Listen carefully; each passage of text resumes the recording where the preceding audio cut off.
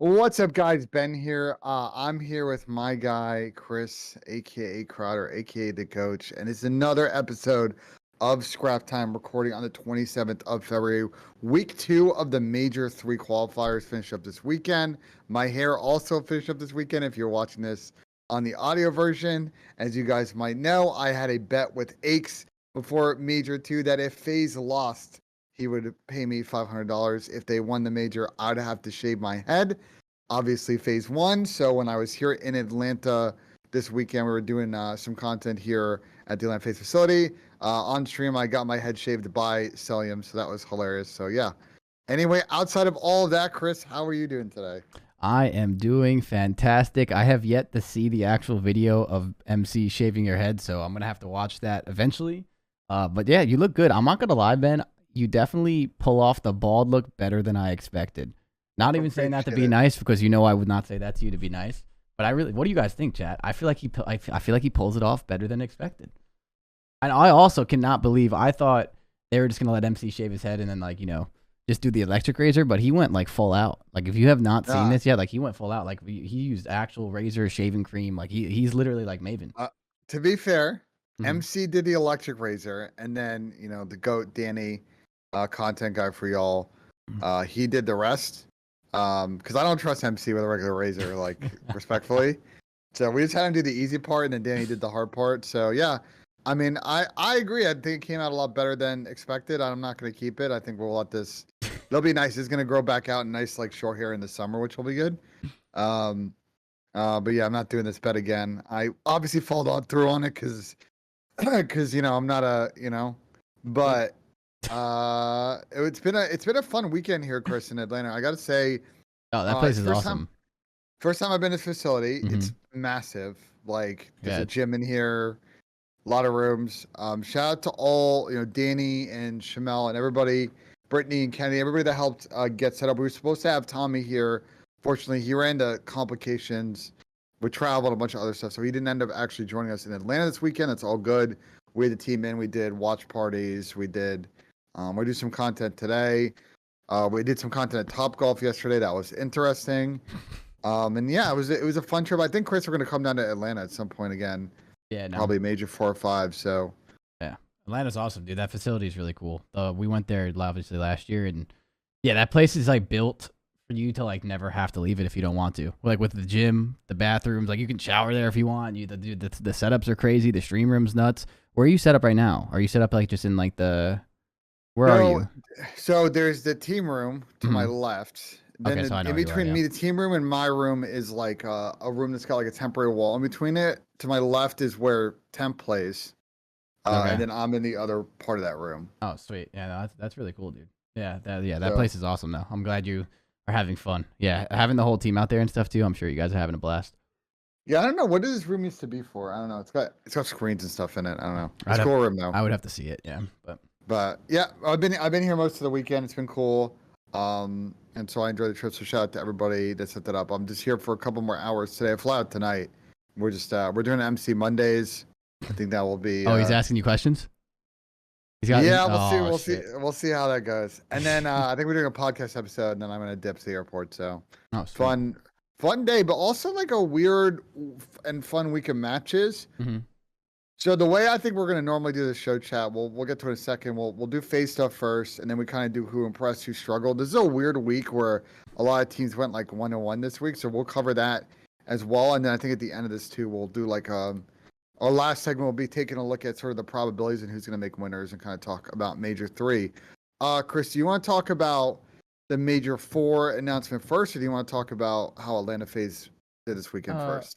Let's get the FaZe stuff out out of the way, just to get it out of the way, and then we can talk about the Major 4, because I actually didn't even see the Major 4 announcement. So okay, pop it up. Well, cool. So obviously y'all played 2 matches this weekend, one against London, one against Las Vegas Legion. Yes. You guys went 2-0 this weekend. Now 3-1 on the major qualifier cycle. So you guys are good for winners bracket now, with 1 game left versus OpTic next week.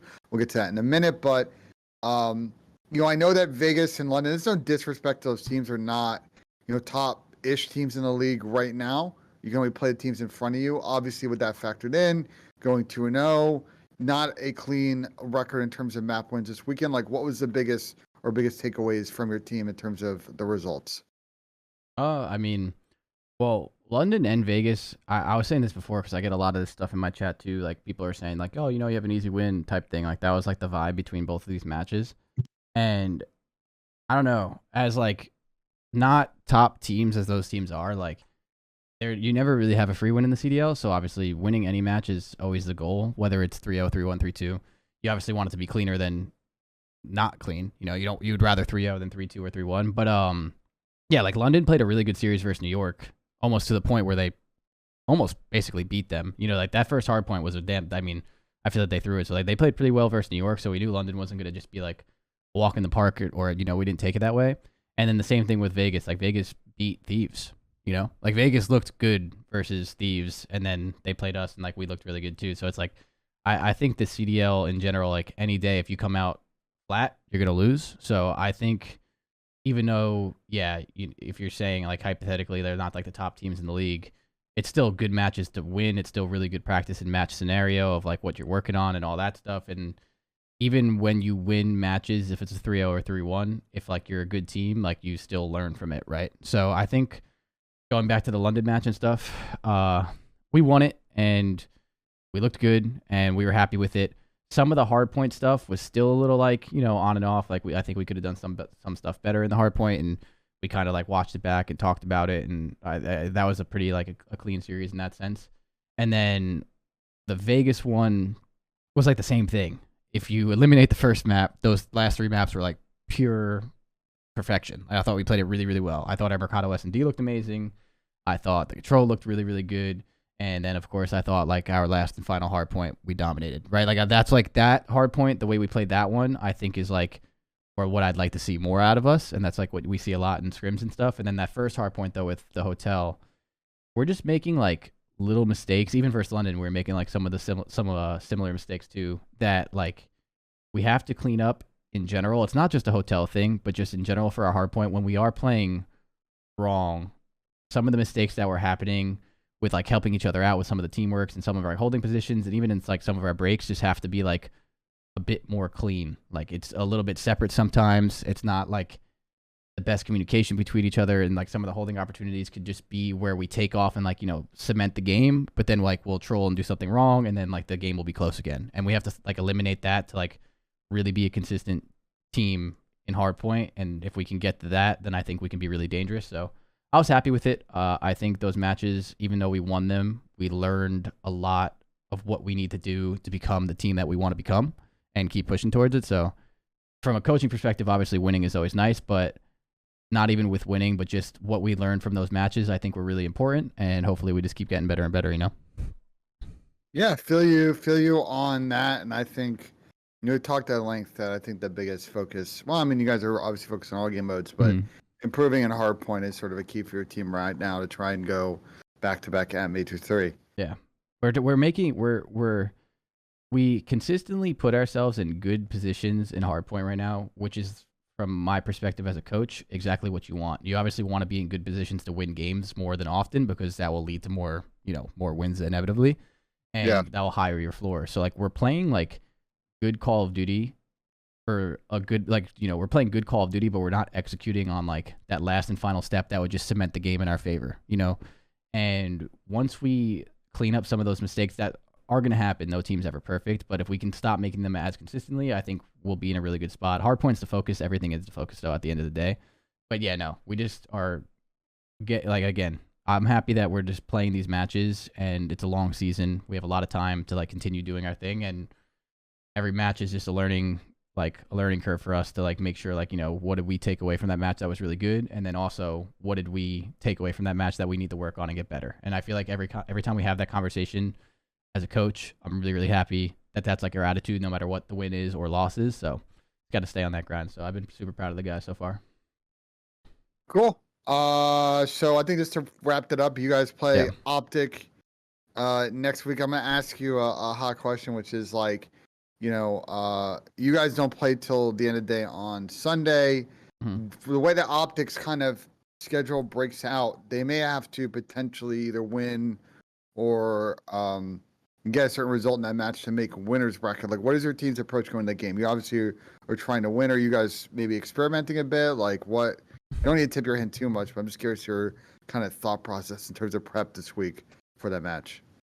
I mean, sorry, I'm looking at something, but yeah, That's all I good. mean, our approach is just like we, again, have to just keep fixing our mistakes in the sense of like what we're trying to work on. Like, obviously, there's some maps that I still think we need to get in our series more that we haven't gotten to play, but at the same time, like we need to win, winning the match. But I've said this for the last couple of years, and I will say this: when a team ever is expanding their map pool, and again, I don't know if that's our approach yet. We'd have to obviously talk about it because like OpTic's a really good team. Like, and with what I'm saying, we still need to work at hardpoint, and OpTic's a good hardpoint team. You know, what I'm saying? They're a good team, so this match is going to be good for us even if we play our best maps. You know what I mean? That doesn't fucking matter. That shit's such bullshit. But like, yeah, like even when people do their map pool, that's not an excuse to lose or anything of the sort ever. Like, you know, like you play maps that you obviously want to win. You don't just play to lose. So like, yeah, I mean, our focus right now is to become the best respawn team that we can be while keeping our search and destroy as good as it is right now too. You know, like trying to like keep everything up. Yeah. So yeah, we're gonna like, you know, you want to play to win and play to get better as a team. So depending on like what we think we need at the moment is what we're gonna do. You know, like I don't think that's like too crazy. And yeah, OpTic schedule right now breaks down where like, you know, depending on how they play and stuff, we'll see. But yeah, I think playing OpTic no matter what is always really good practice, whether it's a do or die match or not or whatever it is. Like they're a good team with a shit ton of gun skill, and that is going to always show you mistakes that you can't make versus teams like that you can bail out with gun skill. So I think it's going to be a really good match for us no matter what. Yep. I'm excited. And I think the flip side of that scenario is if they beat New York Mhm. earlier in that weekend, you guys are both the winners. This could be a weird series. You know, like you understand where I'm coming from. Like, No, right? I know what you're You're saying. both the yeah. winners, and you're like don't want to tip your hand. But no one You get a plays. No little one. Yeah, but yeah. no one just plays to lose matches, and that's what I mean. Like, as much as like you want to expand your map pool and work on stuff, and that is definitely what you always want to do. You want to worry about like the big picture. You still can't just like. I feel like some people take that as like, oh, it's just an excuse to lose. That's like also bullshit, bro. Like you scrim every day on these maps every single fucking day. Like, and at the end of the day too, it's no team is so perfect to the point where like, yeah, like we're just gonna play a map that we like. I don't know. Like I feel like. Again, at the end of the day, when you play a top team, it's good practice. Good practice leads to good practice for the major, which leads to good performance at the major. That's the goal. So, like, yeah, I think it's just a really good opportunity for our team to, again, get more reps in against really good teams and keep trying to get better. That's really all that matters. Cool. Well, let's move on. So you went and taken a look at the Major 4 now, if you want to pull this up. Yeah, so pull it up, yeah. just to give background on this to people that maybe don't know about Major 4, this is supposed to be the New York Major. At some point, I believe in December, and they put it out there that they're no longer hosting the event. They, from their perspective, said it was due to the space available for challengers. Sure. But that left the league having to find a host for Major 4. As Chris accidentally runs my intro, his intro transition. Anyway, all of that aside, so they spent some time, I think, trying to find someone to go ahead and host this event. It seemed like they weren't able to do so. I think Daniel talked about this in a community update with Spencer a while back. And so they've officially announced that they're going to do it in Columbus, Ohio, on land with no live audience. I don't think they've announced specifically the venue for this, but I think you and I probably know what it is. Yeah. And they've also adjusted the Major 4 schedule slightly. And I think Daniel actually replied and explained this is because they had this was actually the original dates they had for Major 4, and they had shifted dates originally in order to accommodate New York's venue availability. So obviously disappointing that Major 4 has no live audience, but I guess my first question to you is you definitely would rather this event be on land than their plan B, which is like an online major. Yeah, I mean, I don't. So why would there be no live audience? Just like not like depending on obviously the venue and stuff and everything. I'm assuming. Yeah, like, the space is not big enough Yeah, for that's a okay. crowd. Yeah, That's what I figured. And, yeah, keep going. Sorry.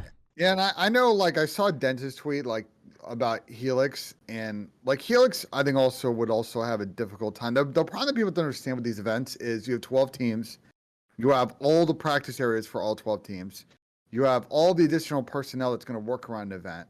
You've got the broadcast crew. Like, just because your venue or space can run, like, say, a LAN with 12 stations, it's not going to be enough for 12 stations plus an audience. So Yeah. it really sucks. And I assume obviously it's always cost is sometimes a factor in these things. But where I was going with that question is like it's obviously not an ideal situation. I think we'd love to have had the event in New York. I'm glad they were able to figure out how to do it on Lando, because the worst thing that could have happened in this situation is, Doing an especially online major. the fourth major, it's an online major, and maybe not so much for a team like you, but for a team like a Vegas or a London or a Florida or an No, LAG yeah. that's in the bottom right now, and having to play for those CDL points online, like that would have been brutal. Yeah, no, I mean, at the end of the day, yeah, it sucks. I understand why people are probably upset about the no live audience thing, but I think with the fact that like New York wasn't able to do their major, and then they had to obviously scramble and figure something out and like try and get people to do it, and then they come up with this, like, I don't know. I think this is a better case scenario than having an online major. I don't know. I think like it's really underrated how hard it is to find a fucking venue. Like I think again, like I don't know behind the scenes like when this all started, but to find a venue and get it all fucking situated like right away. Like I don't know. I'm fine with this. Like obviously I'd rather fans there just because that environment is the best. Even no matter what you are with the environment, if it's a home crowd or not, like I think that's always cool, but I think it's much better. And for people that are saying just do it at ESA and stuff, like bro, you have to get the availability for the venue and a bunch of other stuff. And also, I'm assuming if they said to do it at ESA, which is like what, Texas again, I'm assuming some organizations would probably also be pissed that you get 2 home events or something. That could be a thing, but I think it's underrated how like just to get it. I don't know. I think this is way better than being online. Yeah, I want to just kind of give some expertise a little bit on this. So like, normally when you're running a big event like this, normally you're booking venues 8 to 12 months in advance. That's what I figured, right? That's what I've always been told. The other thing that people also need to understand about the event business is a lot of events are yearly events. And so these venues have people that have recurring holds on the calendar for this weekend or that weekend in a given month. So in the case of, New York informing the league in end of November, December, hey, we're not going to be able to host this major. It's not like 4 or 5 months is not enough time to find a couple thousand seater venue in order to host fans and have a LAN. Like it's just, I'm telling y'all from experience being on the other side of this, it's like almost impossible. And people say ESA, and yeah, ESA is a great space, and I agree with you, Chris. Maybe some political considerations. Also, people should realize like ESA is events all the time in that building. Yeah, no, that's what I was going to add on to that. Yeah, legitimately just not available on these weekends, which is totally understandable because they, beyond just doing esports stuff, like they do a lot of other stuff in that space. It's a good mixed use space. So it's not a great situation. Yes, Den did say they could have hosted somewhere in Boston, but I think Helix would have a similar problem that any other space would have of that size, which is you can host a LAN in that space with 12 stuff and they have that mini main stage. But once you add like PPAs, once you add everybody's media teams, once you add refs, once you add space for IT racks and IT support, once you add space for, broadcast and observers, you don't have space for fans. And it would be a similar problem at that point, I think. And then to the other point about the Boston thing, you did the same point about ESA. I think then you went to the political issue where they're running a major 2 and then a major 4. So it's not an ideal situation. But I think this is sort of the best of what they could have done. Obviously, selfishly, this is a great event for me because I live in Columbus, Ohio, so I don't got to get on a flight. I'm not happy that I got to go to the East Coast again, bro. Fuck. I keep the flight's so goddamn long, dude. But I don't know.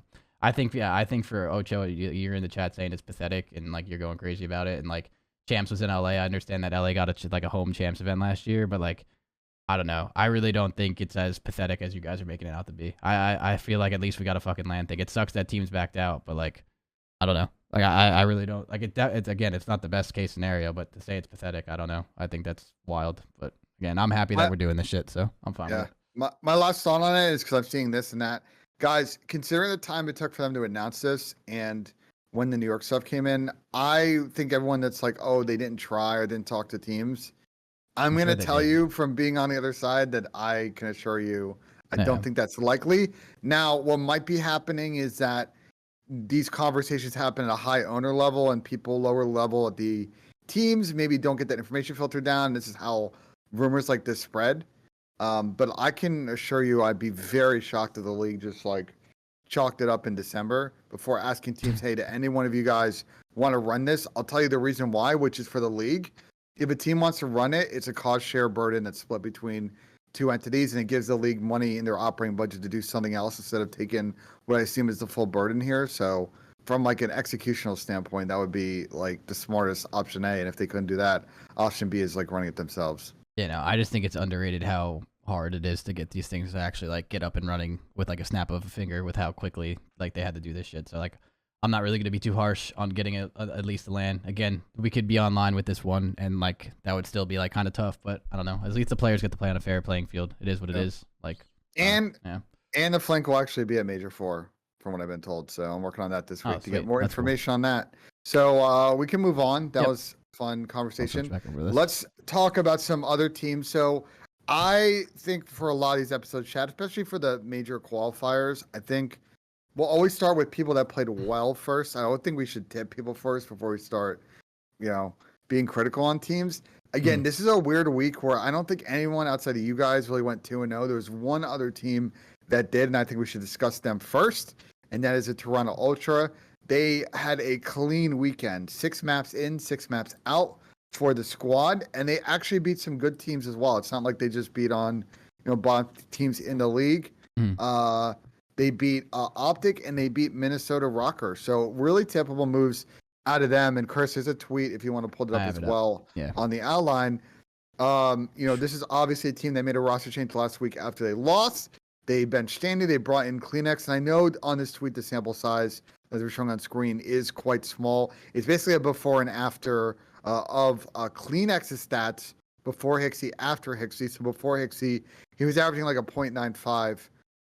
And then after, this is again, sample size of like 3 series, he's like at a 117 overall, 1.15 in hard, 0.123 in search, 1.18 in control. So it seems like, at least in this honeymoon period, if you want to call that, they seem to be flowing and they've gotten the best out of Kleenex. So I'm curious if you watched the Toronto series this weekend, Chris, like what were your thoughts watching them play? Do you think they've massively improved, or do you think this is just sort of new team stuff? Really quick, did you say they played ROKKR? Yeah, they played ROKKR this weekend. Wait, Toronto did? Faded. Am I faded? I might be faded. I could have swore. No, they didn't. No, wait, I'm faded. I'm faded. Yeah, you're faded. Okay, yeah, okay. They didn't. Yeah, they played. They played New York, right? No, they. Oh wow, I think I might actually be faded. I think they only played 1 match this week. How did I screw this up? Yeah, wait. Yeah. Okay, they went 1-0 this week. Man, I'm so faded, bro. Oh my god, that's my bad. Wait, no, they played Friday and Saturday. Didn't they play OpTic and then New York? Am I insane? Ben, are you? Wait, they played OpTic. I'm going to the schedule now. Now you're tripping me up. Now I'm confused. No, on Friday, February 24th, they 3-0'd OpTic and then they 3-0'd New York on Saturday. Okay, so I'm not faded. You said ROKKR. Did he say ROKKR? No. Okay, so I see. Okay, so they did play 2. Okay, so they did. Yeah, play they OpTic played 2. They played New York. Okay, so they beat OpTic in New York. My bad. Okay, my bad. No, you're good. That's actually even better for them because I think ROKKR's struggling, and we'll get to that. But sorry, that's why I was confused. You got me. Yeah, we're good. Yeah, back on track. I think to the point of someone in the chat, I think some of my IQ points went out the window and my hair got shaved. But yeah, no, they had a dominant win against OpTic and a pretty clean one against New York. I think the New York series was a little bit closer. I think the S&D went deep. I think Control went to a game 5, and the hard point was actually pretty exciting in that one, if I remember. But the OpTic series outside of, I think, a Fortress Search that went to round 11 was not that close. So, yeah, same question, Chris. Like, do you think there's a honeymoon thing with them riding off these 3 series? Do you think them going, 9-1 in map count might be a sign that maybe this Hixie change might bring out the best in their system right now? Well, I was going to say, I think no matter what, this is not in a disrespectful way. It's always like a honeymoon thing is always usually going to happen, just because at the end of the day, when you make a roster change, usually the other players on the team that weren't changed are usually really stoked to play with a new player. If it's a positive change with these, I'm assuming these guys chose it, so they were probably stoked about it.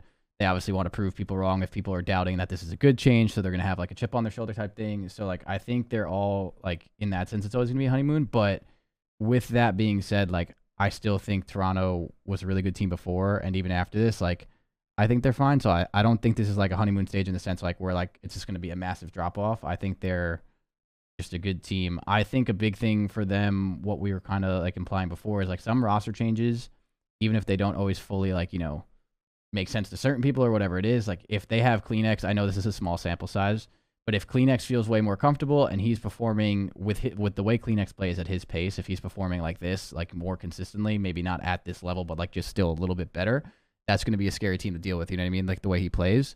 So I think like it's definitely like a slight honeymoon thing, but I don't think it in that way. I think like again, they're just a good team, and if they're all feeling confident with the skill level of the other three players, I think outside of Hicksy just being good and stuff too, like whatever he is providing for the team, like I think it could just overall help them. We'll see though. We'll see obviously how it continues to be on. I think Toronto's still going to be a good team regardless. So yeah, I think the more if they are more comfortable and that's like what they made this change for, then it would be really smart.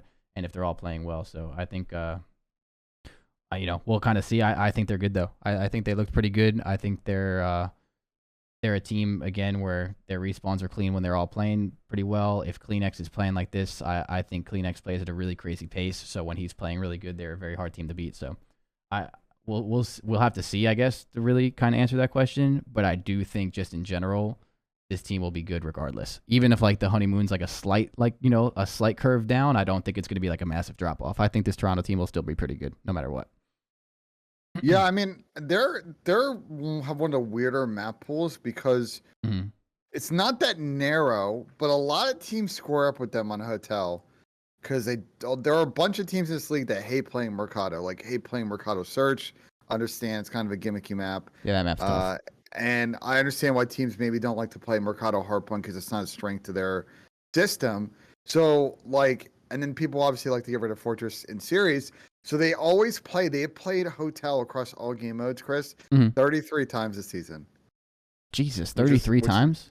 Yeah, so they played 15 in Hardpoint. I'm looking at it. 6 in S&D and 12 in Control. So, they've squared up on that map a lot. I think you guys in particular have played them a bunch. But I think you guys have a winning record against them on Hotel. A lot of teams, though, don't.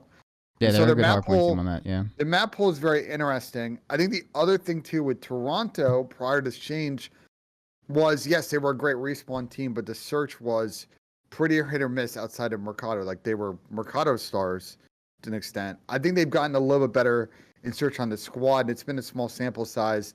But the 3 S&Ds they played, I know they lost to Vegas, I think, in one of them, but it was around 11 on a CeeLo. I think they look a little bit better in that game mode. And that, to me, I think as good as they look in Hardpoint, they were good in Hardpoint with their old team before they went on a little bit of that slump. The S&D looks improved, and that's going to make them very dangerous, I think, going in this major. If they're able to execute in that game mode, especially when we get to LAN and we get some gritty game 5s, if they're able to win those, I think this is a team that a lot of people thought was overrated. They made a change, and maybe they're out of that box now. People thought they were overrated? Really? Oh, there are a lot. People. Is that a thing? Well, we did a lot of flank episodes. I saw a lot of social media stuff of after they had that bad Saturday at Major 2, people were like, is this team for real? Or is this team just a team that's just going to kind of fold in key moments? And then they obviously started off the Major by playing really poorly prior to that change with Standy.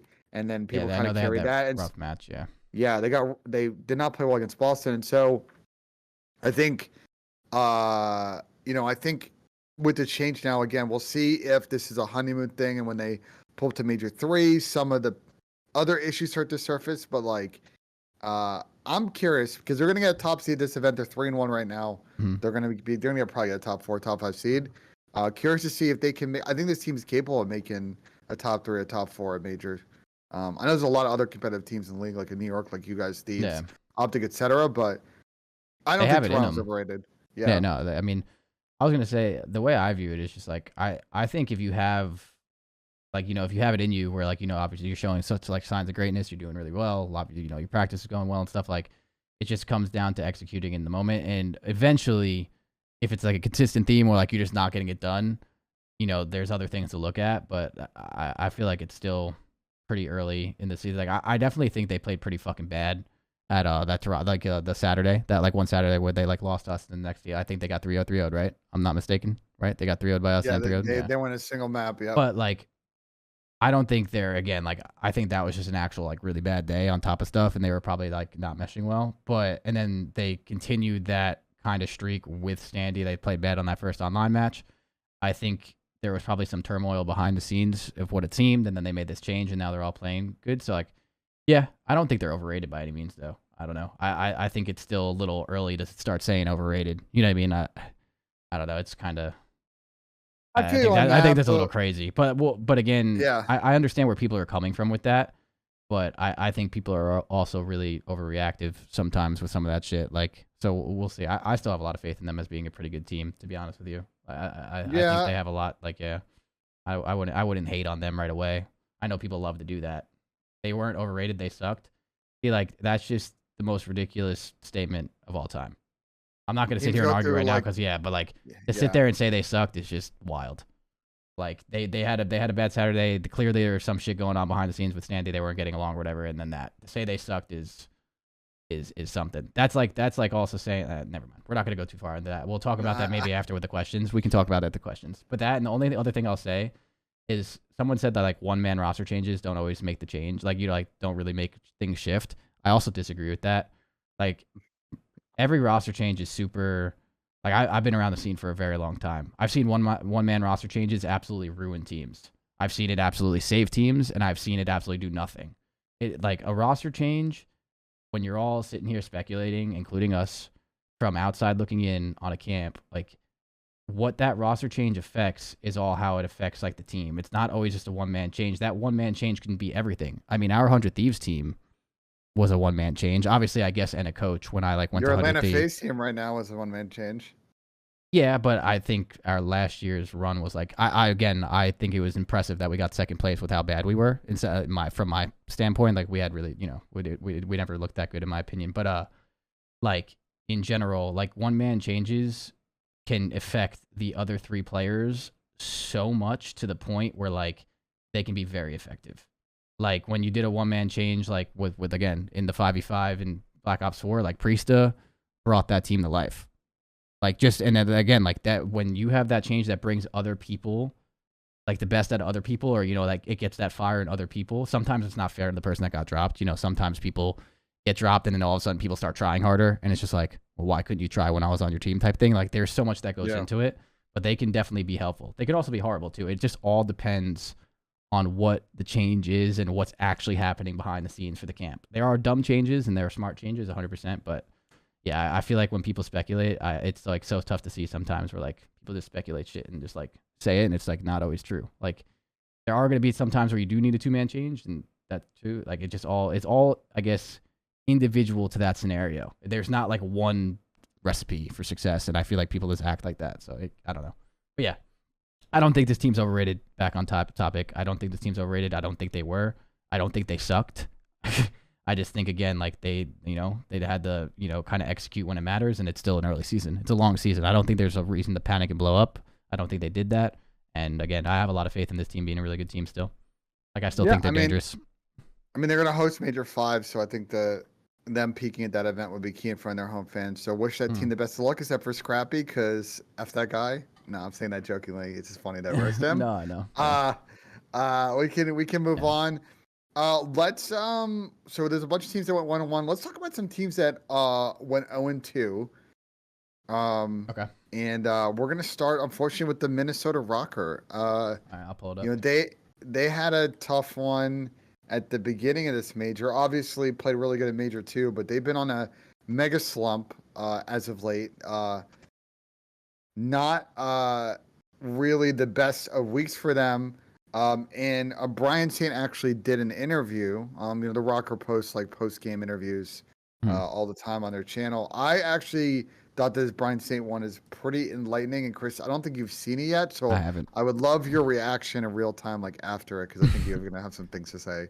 Sweet. All right, let's watch this shit. Let me pull this up. Bang. I'm gonna have some things to say. Now I'm like, I'm a little nervous, bro. So this is their interview. This is after they went 0-2. Yeah, this is after the OpTic loss. Okay. Senior coach of the Minnesota ROKKR. I mean, everything went wrong today, to be fair. I mean, the only thing that kind of went right was the first 4 rounds of map 4, but we have a lot of issues with the team right now that we're trying to work through. I think when we got back from the major, a lot with us changed. I think everyone got like really comfortable with their lives outside the game, and I think we kind of lost what it means to be a team. And I think today was the wake-up call that we most definitely needed. Thought it would have been last week, but I think this week is the one that finally pushed it over the edge. Teams go through situations like this. Great teams get over them and show what they can do. I mean, Seattle's done it this year, and they've done it last year. LAT's done the same thing, where they've gone like 0-5 in a stage, and then came out and won a tournament later. Great teams are going to be able to get through situations like this. They're going to fold and crumble. I think we just need to give 110% effort levels in practice. I mean, we've had, outside of the hard point today, our hard points have been relatively decent this stage, but I think it all stems from how much effort we give in practice, and it translates over, like, once we lose a close hard point, we kind of mentally check out going to S&D, and I think we just need to be honest with each other and go as hard as we can every single day in practice, because we know what we want to do in situations, but when it comes to a match, the comms shut down a little bit, and we kind of just lose our train of thought, and we lose our flow in the game. I mean, the goal is to do whatever we can to start winners. I think if we go 6-0 in map count, it will put us in a decent enough spot to actually get there, but that's like, you can't prepare for that. Like, we are expected to go into losers going into this major, and all we can do is put in every ounce of effort we have going into this next week, hopefully go 2-0 there, build up some momentum, and even if we're starting in losers, just come out firing at the major. That's it, right? Yep. So want to know your thoughts. Want to know your thoughts on what Brian said. Well, if I heard it correctly, he said like, oh shit, sorry, I just flashbang myself. He talked like, it seemed like he was implying that like got home from this major, and sometimes when you get home from a major, obviously it's a stressful environment. You want to take a couple days off to like, reset yourself and live your life outside of just, 100% 12 hours a day grinding and stuff. I understand that. But like, at least like what I was listening to, it sounded like he was like saying like, they kind of got away from the grind a little bit. They were more focused on like their own lives instead of like what it means to be a team. I'm assuming they had a pretty good culture going in, and like, whatever. And they were like more of a team, and like now like they were kind of individual. They weren't practicing together, talking together, whatever it was. And then like, the thing that bothered me the most, though, I guess, about this, and like this is a pet peeve of mine in general, as a coach, as a player, like, like the effort levels in practice and stuff. Like, I don't know if this is true. Of course, he's their head coach, and he is saying that. I've even like come at my team before, like behind the scenes, and said like, "Yo, could we start like trying a little bit fucking harder right now?" You know what I mean? Like, I've been like annoying in scrims too, and they're like, "No, we're going hard. Like, we're just having a bad day." Like, there's obviously like you can interpret things differently even as a coach, like. But why the effort levels thing like has never made sense to me, in the sense of like, unless you have won like 4 fucking tournaments straight, like, you know what I mean? Like, I don't know. I hate to hear that. Like, I hope that's not as true as it sounded. But like, yeah, like, it's not like they won the event and like all of a sudden it's time to slack off type thing. It's like, I feel like you never have the excuse, like this sounds like so like cliche, but like you never really have the excuse to like slack off in practice. And even when you win, like, we talked about it when we won our major too. It's like we won, and like I thought we won, but it needed to be a lot cleaner. Like we had so much shit to work on, and we still do. And it's like with them, it's like, yeah, like to get 3rd place and then like to have like effort levels in practice go wrong, like that's concerning. Yeah, like of course I hope, again, like what he said, it's like the wake up call is the wake up call. That is definitely concerning. But at the same time, like I hope he's right with that, and like maybe it's something where like it is right, and like there was a wake up call and it needed to be said. That's also something too where it's like, if that's not as correct too as a player, like that could piss someone off too. So but maybe that's what's needed to happen. Again, like I don't know what's actually happening with them, but yeah, it was definitely something interesting to call out the players in the sense of practice levels, like not going as hard. But if that is true at the same time, like, yeah, I hate to fucking hear that. I don't know. What did you think of it? Like, I hate that mentality. It's like, unless you are winning everything, I can see how you slack off. But like, to get 3rd place and then slack off, that doesn't make any sense. Like, I don't see that. I don't know.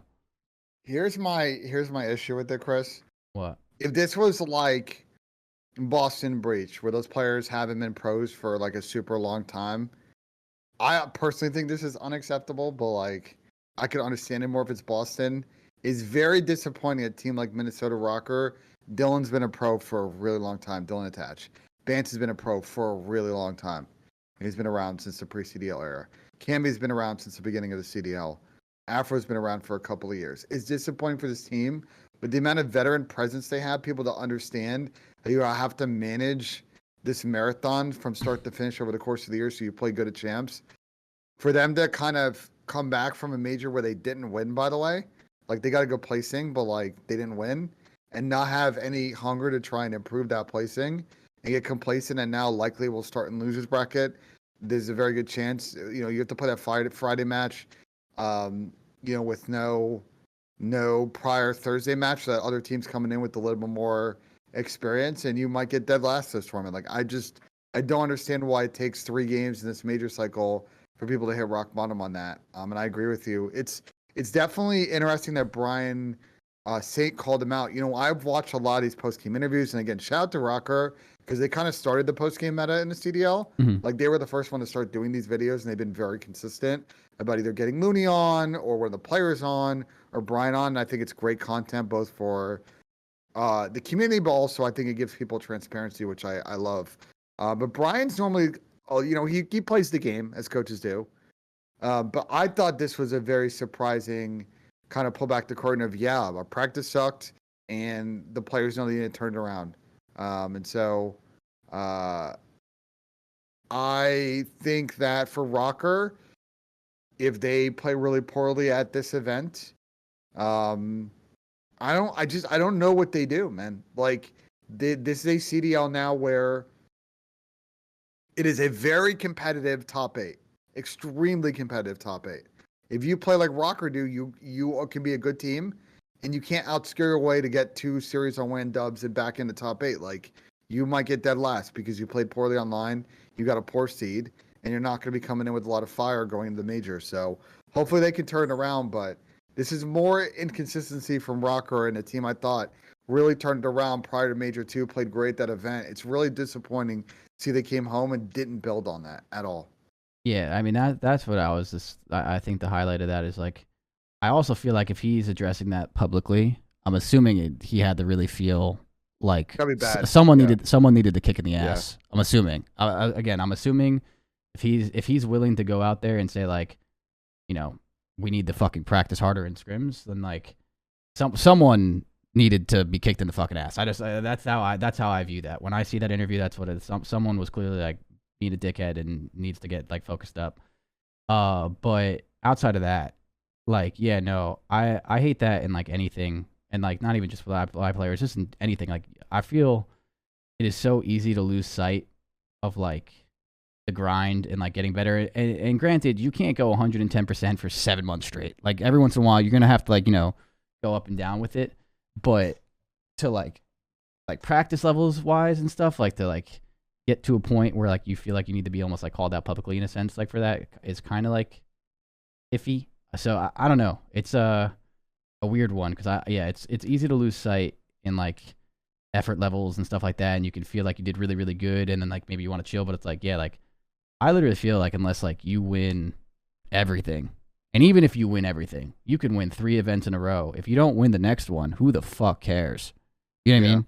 Obviously, champs is a little different because you end the year on that one. So obviously, that's like the nicest one to win because you end the year and the year's over. But like, man, like you could win everything, and then if you don't win the next one, like it's over. It's history, and like it's not present anymore. Like the next event doesn't matter. Like you lose at the next event, you could be like, oh, I won this major and that major, but like, cool, you didn't win the most recent. You know what I mean? Like I feel like the competition is like you're really only as good as your last placing type deal. Like I feel like you have to kind of try and keep that attitude as much as you can. So like to hear that it's a lack of effort is like weird, especially with that team though, because like what you said, that's not like a young team either. And I feel like Dylan's worked pretty fucking hard from when I talked to him outside of stuff. Like I don't know if it's him or not, but I don't know. That's a weird one. That's definitely a weird one for sure in that sense. If that's actually the case, like I don't know what happened or what's going on with like every player's life and stuff. So like maybe there's other shit, but that's definitely a interesting interview for sure. So who knows?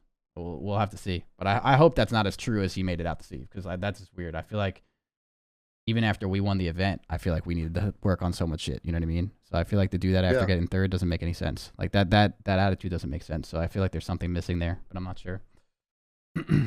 Cool. Well, I think we'll move on. ROKKR, again, they have still a chance to make winners. They play Vegas and they play Thieves, but Vegas is much improved, I think, as a squad.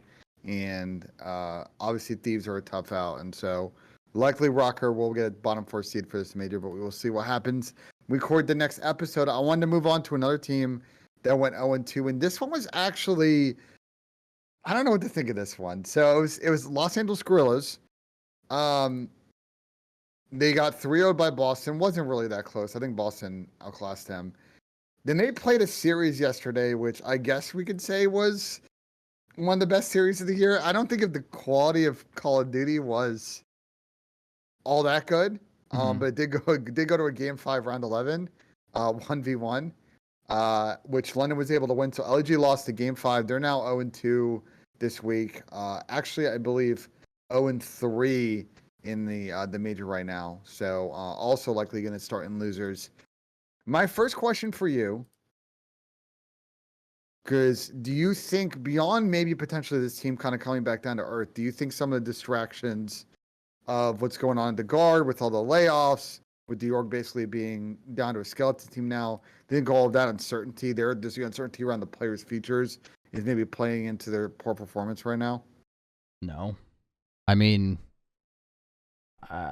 I definitely don't get me wrong. That's obviously probably a shitty situation for sure.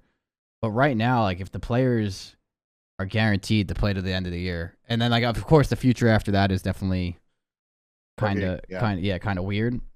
But like I don't see how that would distract you too much, just because like right now they're secure to the end of the year. They're gonna get paid until the end of the year, and if you use that scenario in the sense where it's like, you should now try to do your, if say like technically like the future is a little weird with that organization. As a player, you should be doing everything in your fucking power to play your best fucking Call of Duty of your life right now. And as a team, obviously not just individually, but a little bit of both, like become the best player in both ways. So like when that future that gets weird happens, you control it. Like you can't control obviously what's about to happen most likely. But if you have if you absolutely fucking kill it next year, like that at the end of this year, and then you like go into like a weird market that's about to fucking happen potentially, like I feel like that situation should almost like focus it up even more. You know what I mean? It definitely sucks. Like I'll say it's a weird situation to be in as a player, but I think if like they're 100% secure, like they're not gonna get fired because they have to finish the year and stuff. Like they're gonna get paid. Like I don't really think that should hurt them too much in that scenario. You know what I mean? Like I feel like if you were more of like a manager, it's a little bit more like, oh shit, like, you know, I don't know what the fuck's about to happen. But as a player, I feel like right now they just have to like focus on all of that, and then to like double down with it. Like I do think like if that is the scenario, the focus should be like, I'm about to be the best version of myself for the next couple months, because if I could do that, you can solidify yourself in the league. Especially because they're a weird team. Assault's not a young player, but like the other two like are in a scenario right now where they're still rather new. I know Exceed's like been in and out and he's been like around a little bit, but like, yeah, like this is the time to like do it. You know what I mean? Like to like, dude, like if the future is weird, like you can really solidify yourself and get picked up next year. You know what I mean? If things aren't going to do that. But like that team just seems like weird. You know what I mean? That team doesn't seem like they really want to be together right now. And I think that's hurting them as well. I think a lot of that stuff is just like causing just a lot of frustration. You know, like they're not playing that well. It doesn't seem like they're like that team as well. Like we're like, you know, they're like a team where we're going to get kind of through this together right now. It seems like they're pretty split. Like, I don't know. I don't think that's a distraction. Like, I wouldn't say that's like, if anything, that's more of an excuse to go harder, in my opinion. I think that should be more, I don't know. Before all of this drama, I mean, they've been on a slide for a minute now. The reason I asked that question, because I was curious your take on all that stuff and sort of how it affects that. But my personal opinion is like, I also think they just came back down to earth. Like they had a really good start to the major 2 qualifiers. And then since they lost to you guys, they've lost, including that series, they've lost 7 of their last 8 series. The only win in that stretch being against Vegas at the major and losers round 1. So I just think they don't look like they're on the same page right now.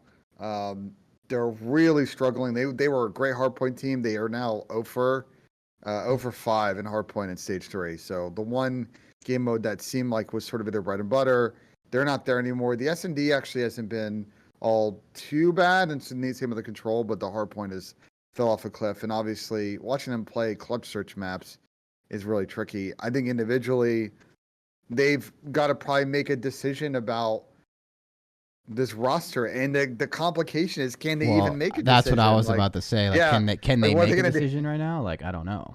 Like that's the thing is like this team clearly might need a change. Like I think probably replacing one of the AR players. You probably should keep the sub duo and kind of let them develop over the course of the season. I don't think bringing in other challenger sub players is really going to improve progression in that area. I think it's just a what do you want to do with Alec and Assault situation, which is a real tough one to decide. But yeah, like can they even are they even capable of buying out a challengers player from a challengers org? Like can they buy out a CDL player? I don't think anyone knows what resources are available to them, considering that they've laid everybody off, that they put out to the media that they want to sell the spots and potentially close down the team. Like I don't know what is available to who's left there to do something about this team that I think is likely on the verge of a roster change. I was gonna say I don't think, at least from everything we've seen with what you just said, like I don't think they're gonna go buy a player right now or like figure it out and like try and like that's the one thing that will suck about this roster is like again like there's probably gonna be a weird spot where like they're not like in a spot to make changes and it's like kind of weird because they just went with like an organization that had a bunch of money, you know, spends a lot of money that gets like these players and stuff to like all of a sudden like complete flip flop where like now it looks like they have like nothing for that. So it definitely makes like your mid-season adjustments a little bit tougher. But it's weird because you say like, you know, they come back down to earth, which they did. They were playing pretty good at a start. They looked pretty good for a little bit. Like people had some eyes on them. Like it's just weird because I guess like the coach and me and even like the player, like they were at that level at one point. Obviously, it's very hard to keep a level like that consistent, and that's what makes great teams great is doing it consistently, right? But like if you can hit a decent level like that, the way I view it is like obviously you can hit it. You've been there. But then so much other stuff settles in that like hurts your team. And again, like there's so much other bullshit that like goes into that. So it's like I don't know. I feel like their team has to be like so much more of just like outside of like obviously just not playing well and like doing that. Like I feel like so much has gone wrong since they're like it looks like the losses affected them a lot. You know what I mean? It looks like when they started to lose, it started to like affect them and like it continued to like kind of trickle down and down to like, you know, worse and worse type thing. So like I think they just kind of need to snap the fuck out of it. I don't know if they're going like again, I don't know if they're going to. I don't know, but like someone in like a scenario like that needs to step the fuck up and like bring everyone in and be like, yeah, even like what we were just saying, like maybe there is no choice of a change because of the organization's not going to support you anymore. You're in it together. You know, you got to figure it the fuck out. So like, I don't know. It definitely sucks, but I wouldn't say like that was really an excuse with them. And I think they just need to figure it the fuck out of like what's going on right now because they're just obviously not playing their best COD. We can bring up if you want to bring it up in the outline, like the last thing. I didn't get to watch this last series as much. I heard a lot about it. I got a couple texts about like what the fuck is going on with the series. Like you said, like what the hell is happening in this match right now. So Bro, I heard it was crazy. I didn't get to see this one yet specifically, but yeah, it was pretty fucking wild from what I was told. So well, what do you want me to bring up? I mean, we can skip to like the 5-4. Right, I mean, because we'll just let it play out till we get to round 11, which is like, I mean, this is a wild series. It's like both teams are super undisciplined at hard point, a lot of breaks. Map 1, London kind of pulled away on the back end of that. The S&D Mercado was crazy clutches. There was a 1v4 in the Mercado map 2. The control went to a round 5, which London closed out. By the way, in this series, Asim was super sick in this series. All throughout the series, he was sick. He was like constantly tapping his head with like a cold water bottle and like a towel. And he tweeted after that he was sick. Like he wasn't shooting all that great in this series, I'll be honest. Oh, he was playing like shit. Smoked. Yeah, he was getting smoked. But Paul and Scrap and Nasty had a really good series, so I think it really kind of helped them quite a bit. But yeah, if you want to play and kind of skip through, we can kind of watch through some of these rounds. Map 4 is also really close to Mercado Hardpoint. And then we got to this map, which was just like, bro, this clutch. Okay. Listen. You need to watch this clutch from the beginning because I think you're gonna from 5-4 back up. Okay. Back up to round 8 because I think you might actually lose composure. Paul was making plays, but this play was unacceptable from LAG, and I think this is the lack of discipline they have sometimes. If you can back up towards like the middle of this round, I don't know how Paul clutches this, and nor should he be able to clutch this round. All right, let's watch this shit. So let's see. So you're saying Paul clutches this round. So what Yeah. happens? They end up at B. I know that. So Assault gets one. They just left the left lane wide open, and Assault took it. All right. Yeah. So LAG loses this round. LAG loses this round. Huh. So they commit to the B hit. So they get full left side control. They commit to the B hit. Exceed snipes that guy. So they Paul backs up, and they completely Okay. okay. Hit pause. Wait. Wasn't he just called out? Yeah. So that's what I was about to say. Okay. Like, I'm not a pro, obviously. People have seen my gameplay, not a pro level gameplay. But here's the thing, though, like, especially in search. 1 second, sorry. I want to back this up one more time. So, yes. So, number 4, yeah, they shoot at each other. Okay. So, he calls him out, goes left side. All right. I just want to make sure I'm not fucking crazy. All right. If you're the guy back truck, and you have someone called out back alley, how are you not? I know this, you could get pushed from window and, like, 50 other directions.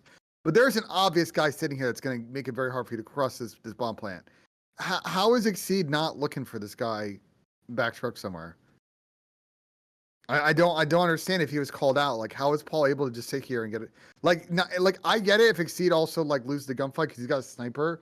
To be fair, no, he got caught slipping though. He wasn't looking at him. He got caught slipping. Yeah. But like, I understand it, but it's like he needs to listen to call outs, and then Paul is then able to cross here because I don't know what Alex watching in the situation.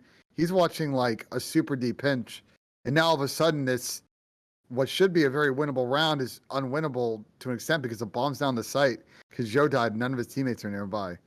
Are we sure Alec called him out? It wasn't.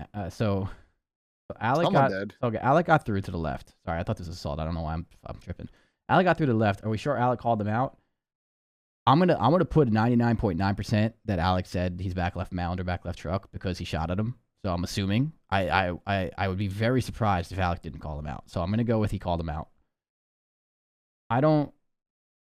So he called him out, and then Assault is watching the deep pinch, which isn't a terrible play, by the way, because like they did run through full A. So like the only thing that they can realistically do right here from the A bomb is either push through and flank, which they're watching for, or wrap back to these middle windows. So like technically speaking, like it's not a horrible play. Alex should realistically have like their top party and their top white tent from like where he is. So like Assault's not making a bad play watching that pinch. It's a 4v2, but it's a 4v2 with this guy called out. Yeah, Exceed got caught slipping to the max, where like maybe he thought he was like back left truck, like maybe he said like back left orange truck or whatever, but like, yeah, no, like I feel like you got to take the risk of like, yeah, not letting this guy do what he does.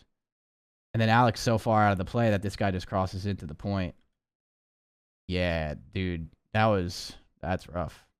I mean, you can watch the rest of this play out. That had to be a miscommunication for sure, but like, damn. So then what happens after this, though? They got 2 ARs, Assault. Yeah, this is not a... Well, they have no idea what Matty is, I think, too. They don't, but like, it's also just like, Alec is nowhere near Assault for the challenge. Again, like, this is also shit communication again. No? Like... I agree, like... Yeah, this just looked like awful communication, to be honest with you, and in every aspect. Like, it looked like a miscomm on the back left truck. Then it looked like even at the end right there, a miscomm like Assault. Like I know like time's winding down. Like obviously it's a 2v2, time's winding down. But like at this point, you have to like 18 seconds left. Like you got to challenge something together. And again, like either Assault needs to wait and like wait for Alec or Alex needs to say wait for me, or Assault needs to again like they just need to speak to each other. Yeah. And it just looks like neither of them do. Or again, someone just blatantly didn't fucking listen. I'm not too sure because again, I don't have their comms. But like, yeah, like this chow is also like, this is criminal. This POV is criminal. Just because, again, like it's a 2v2. The one thing you need to do is get that bomb down, and the only way you're gonna do it is by killing the guy that you know for a fact is inside that bomb. So like, I know they don't know where the other guy is, but like, you gotta kind of go. I don't know. I feel like you have to like take the double chow and then go for it. But I mean, that's just like from my perspective. I think that's the best way to do that. Obviously, it's so much easier looking, hindsight's 20/20 type thing. But that just looks like a poor communication throughout the entire round. To be honest, like maybe Exceed thought he was like back left truck and not on the mound. Like I don't know. But that was just rough. Alec also got unlucky. I wouldn't say he got unlucky at the end, but I actually was wondering going in this why he ran out this door with a knife, but I actually just saw that he had no bullets No, in his gun. I mean, So and also he's just like, Yeah. I think he's also just hoping to God that he catches this guy fucking slipping. Like, you know what I mean? Like, I don't know. Yeah, he's just praying. But At no, that moment in time, Alec is not in. If Alec clutches that, that is a W. Alec is not in the scenario to clutch. You know what I'm saying? Like, that would have been luck. Yeah. Like, if he clutched that, that would not have been like, holy shit. Like, Alec's not supposed to win that round at that moment. Like, so we can skip to the. Okay. We can skip to the round 11. So London try and plant this bomb and Whatever. They get it doesn't work. Okay. Yeah. So, we get to the round 11. I was watching some Austin. Austin's prediction. Austin's prediction was this is gonna end in a Austin 1v1 like Slasher. He did predict this. yeah. Yes, he did predict Yeah, this. he said it was gonna be a 1v1. He said it was gonna be Alec versus Hasten, which is not how it played out. But let's watch this. If you haven't seen this full round, I want you to watch this play out as London somehow clutch up this round. It's their first round 11 win. I don't know how they've only gotten a one round 11 this year, but they ended up winning this one. Damn, It starts such a weird. I'll say that dude, Paul X is getting mixy in round 11, bro. He's got some balls, bro. Holy shit. I'm like, okay, dude. Like he's got no one following him up there to go through the side door. So. Yeah, that's what I mean. Yeah, that was a fucking maniac play. Who did Scraps just kill? Did he kill him top? Yeah. Yeah, he killed him top. I see. He's picked that guy. Then he gets traded. So now it's a 2v2. So, yeah, I just wanted to back up and see. Okay, so she gets traded immediately. Yeah, so it's a 3v2, not a 2v2. 3v2. Paul didn't get nervous. Respect. Yes and no. Like Paul also did make a fucking wild play that like again like yeah I respect the play, but Jesus Christ. I mean, hey, he went for the gold, bro. I respect that. I guess yeah. London go play here, which I like. I really love this play, and obviously Assault's actually downstairs, not upstairs. If he was upstairs, this round probably would have been over. Asim somehow flies, bro. Asim somehow flies in. I want to. Yeah, I don't know how Asim gets away with this play though. Like I was gonna. Well, the one thing I'll say about Asim, which is why I think he's so much better than people think. I know he's like obviously one of my good friends, and people say it's biased, but like Asim makes winning plays like this. No, like he'll always take the chance to win the play. Like, dude, he's making the only play right now like that could win them the game. Like it's a 3v2. He's got like here. He's like this is not like you need teamwork every single time in player trades because you don't have your numbers. So like this guy, someone needs to make a play and just get fucking crazy. You know what I mean? And like he doesn't get scared and he fucking does that shit, bro. Like that's what I mean. Like that's like a winning ass play right here. But like, so he jumps over. So he just jumps over, and he's on the left side. Like, yeah, Saul can't see him. I don't think. So yeah, that I mean, bro, Asim just split the D. To be honest, like he just split the defense. Like that's a crazy route. Like if you're LAG, the last thing you're expecting is Asim to fly down from your top. Like look at his seed. Assault's watching the lower, so like you know what I mean. Like they made the one. They made the one play. They made the one play that wasn't watched. Yeah. Like and then he gets the one. The lower plat flank is pretty common here, but they read the top one. Yeah, so that was a good play, and then so that he gets a trade there. So Asim makes a really good play to open it up, and then this becomes a 1v1. And now a 1v1, like anything could happen. Is it anything crazy with this 1v1 or no? Hey, watch out. It's an interesting one. So Assault's stuck in kind of limbo. Yeah, they don't. I don't know why. I don't know why he's also not made a play at this point. Nasty obviously trying to get something with Dead Silence. It runs out. Oh, he's going B? What the fuck? And then the stun hits, which I think was massive. The stun might have won them this map. Okay. Wait, well it did because it gave him the info, but bro, like Nasty, bro, again, like Nasty went fucking. Bro, Nasty stunned that shit. He went for the fucking gold. Like he wasn't even playing the win. He was just hoping that he read him right. Like he played like the big fucking read here, like hoping that he can fucking hear it because he doesn't have that silence popped either. I don't think so. Like, yeah, bro. If Assault just didn't move, he might have heard him too. Yeah, like Nasty might have heard him for sure. Holy shit, Nasty could have heard him running away type thing. Like, damn, that was a big play out of Nasty. And then people shooting the fences, which is like anything goes. Well, yeah, with the no aim assist. Yeah, 100%. Good luck. So just a crazy round 11. London obviously also a team that's been struggling, but London needed that for sure. London needed that after getting waxed by Boston, y'all. So London's got 2 games left against Seattle and Toronto. Unfortunately for London, I don't know if they're gonna win either of those. So they may be one of your other loser bracket teams along with LAG who have to play out against Florida and Vegas. So yeah, I mean. Just put the pin on the LG thing. I really don't know what they're going to do. This is a really, really tough loss. Came down to 1v1 round 11, game 5. A lot of sloppiness in the series, regardless of how they got there. I think if they want to improve, like they got to get it going, get some confidence. And I don't know. I don't see it, at least in this major. This might have to be a post-major 3 conversation. Yeah. Yeah, no, I don't know. I feel like LAG just needs to again kind of like snap the fuck out of whatever they're in right now and figure it out because it doesn't look like, let alone like right now they're just like not a team favorite to do really good. Just like they're a very young team. Yeah. They obviously have some veterans on their team, but they also have like younger players on their team, and like like people were putting a question mark on them. It's like now more than ever, I guess, decides like in these moments in like your career, you know what I mean? Like these are big moments to like try and like overcome this. Like the one thing that Brian said in that interview that like I did like was, great teams do get over shit like that. You know what I mean? Like LA Thieves had a horrible year last year when they went 0-5 and like they had that like really bad slump. People were telling them to blow it up. Everyone's saying they fucking suck. And then like obviously came back and won champs. Like you can get over shit for the most part. And obviously that doesn't mean you're guaranteed to win champs, but like you can get back to a better level and like, be way more respectable. But again, that's 100% an attitude thing. And then not just like by one person, by everyone. Like you have to like kind of come together collectively. It's a hard fucking thing to do. It is a hard fucking thing to do. But like it's not impossible. You know what I mean? So it's like, yeah, I don't know. They got to figure that out because right now it doesn't look like they're a team as a team, and it doesn't look like, they're obviously playing to the point where like they're just going to be able to bully people without being a team. Like they got a lot of shit to figure out. So, I mean, I hope they do, but we'll kind of have to wait and see type thing. Cool. Well, let's get to sort of a lightning round of the next 3 teams, then we'll Let's do it. wrap it up. So, bunch of teams went 1-1. We're not going to talk about every team in this episode, chat, because there's not really. There's a bunch of people that had like one game, and I don't really think like New York. They lost one series the 1 week. They got 0-3. Like they'll rebound next week. If they don't, we'll talk about it. Let's start off with OpTic. Mm-hmm. They had a funny one. So they played Toronto and got smoked. Then they played Minnesota and smoked them. They look like 2 different teams in both series. I though want to listen to the listening, which I'd like to if you want to pull that up. Right, I want you to take a listen, and then my question to you after listening to it is kind of what are your thoughts on how those comms are and Dan Ghosty's participation as they were flowing in the map. All right, let's pull it up. Let's see. Pull this up right here. Pull up the volume, and let's listen into OpTic Gaming. Let's see.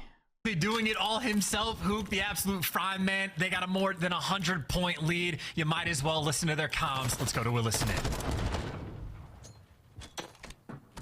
I hear you. Let's wait for tops. Let's wait for tops here. I have one with an 8 in red. Yeah, you can go I got rogue. one, another one. You can hold for me. Get time, Brendan. You can, or Down Tyler. also. Get I can't. Okay. Here's play hold. Play for the guy off hold. Where's the final? Try corner and ult dead. I got time. I have your double palm. I have your front double palm. I have top cat. I have your front double orange, palm, I think. Tyler. Yeah, here one orange, I think. In red. I'll be back. Another one orange. Afro. He charged you. He went orange. Yeah, he puts it orange. One's Xbox. One guy's top cat. Top cat can't be challenge P1. Top cat, really weak and left side of time. Left side of time, dead. Alright, the one guy's I'm top gonna cat go weak. top Top cat papers. weak. Heard that. Here you, let's get top control. I'm gonna go top with you, Brennan. Actually, I'm gonna shout the right. I'm looking Top at AC, that. top AC. Top cat dead. Alright, top cat. One more top cat. No, one more top cat. P2? Yeah, I'm looking at No, he's AC. Top right AC. Top right cat. I don't see P2. He's like laundry probably. We get time. Can we get time? Guys, top cat. P2 dead. One shot on time, guys. Absolute on time. Afro. One shot on time. One guy's flanking me, PD. One guy's behind me, PD. One's behind me, PD. Yeah, that. PD, one Where's touch it? it down. I'm Spawning orange. Yo, we're missing one. We're Vance. He's gonna be flanking the back. I promise. Yeah, he's on you guys. On you bands. There's 2 on you. There's 2 on you. Hold the back. Hold the D back in. There's 2 on you. He's in the back. Got truck. One guy push out milk. I have a tree. I stay alive. They're gonna flank you in. They're gonna flank you in. One guy's on top. Give me smoke. Last guy. Last guy. Vans. Cammy. First Vans. I'll kill him. P1. Watch your P1. I need my I have milk pitch. Slowly search. Once they search Vans. I hear you. Milk. Yeah, milk. One shot. Milk. I think you kind of get the idea. He's still there. One stop gas. One stop gas. Yeah, I was just listening. Yeah, I mean, I thought those comps were good. I thought Ghosty's comps were really good. Yeah, that's I don't know why is Shotzi so muffled. Yeah, I don't know. Why was his mic? I will say, is that a listening thing or is that just his mic? I feel like Shotzi was like really muffled. I think they record direct in TeamSpeak, so it's probably his mic in in TS. They probably hear him better. Yeah. I don't know if they play with like this is a complication with some of these listenings is like they're all in other than Brandon because I think Brandon wasn't feeling well, Dash wasn't feeling well, so he played from home. All 3 of them might have been daisy chained, and obviously daisy chain kind of messes stuff up, so you never know. Yeah. Well, apparently Hook said in an interview that it was just his mic was ass. Sorry, Right. RJ just walked in here. I don't know why you trying to talk to me mid podcast, but yeah, no, my biggest thing with that, other than than it's shitty Mike, excuse my language. Dan coming in, No, we're like directing yeah. traffic. I don't know your thoughts on that.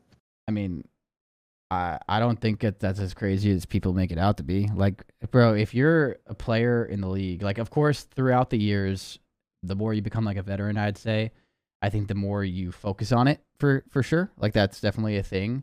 But like, there are also just people. Again, I'm not super familiar with like Ghosty like throughout his entire career as like an amateur. I know he's been playing for a very long time, but like, yeah, like there's people like that just communicate well. Like, like that's like a thing that like you don't need to work on too much. Like, there are players that come into the league that need to fucking work on it massively.